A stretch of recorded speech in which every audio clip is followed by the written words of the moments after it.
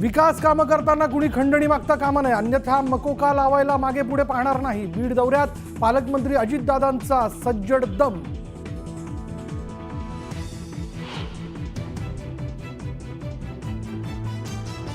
चारित्र्य स्वच्छ ठेवा, चुकीची माणसं आजूबाजूला फिरकू देऊ नका.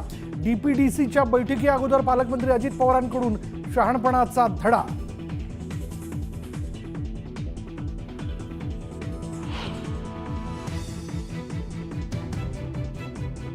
देशमुख हत्या प्रकरणातील आरोपी कृष्णा आंधळे अजूनही का सापडत नाही? अजित पवारांनी बीड पोलीस प्रशासनाला विचारला जाब.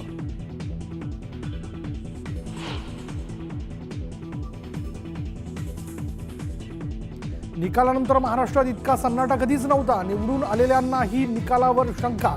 राज ठाकरेंचा घणाघात तर अर्धवट माहितीवर नरेटिव्ह तयार करण्याचा प्रयत्न. शेलारांचा पलटवार.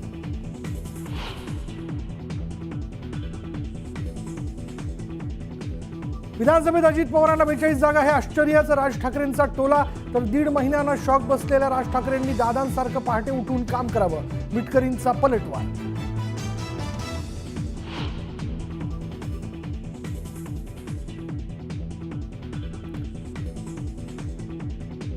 शरद पवारांच्या पक्षाचे आमदार उत्तम जानकर घेणार राज ठाकरेंची भेट. ईव्हीएम विरोधातला लढा आणखी तीव्र करण्याचा इशारा.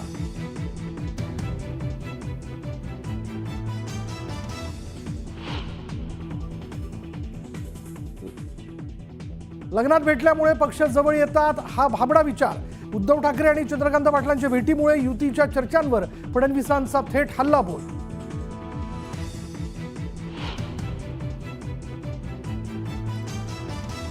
पोलिसांच्या मारहाणीत सोमनाथ सूर्यवंशीचा मृत्यू. परभणीतील मोर्चातून सोमनाथ सूर्यवंशीच्या आईचा आरोप.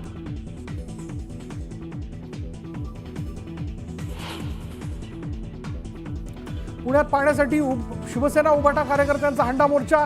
आंदोलकांकडून पुणे पालिकेविरोधात घोषणाबाजी. संतप्त आंदोलकांनी कार्यालयावर फेकले हंडे.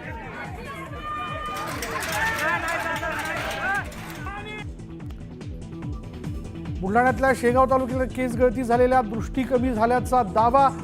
केस गळतीचं नेमकं कारण शोधण्यातही आरोग्य यंत्रणेला अपयश. तर नव्या समस्येमुळे चिंता वाढली.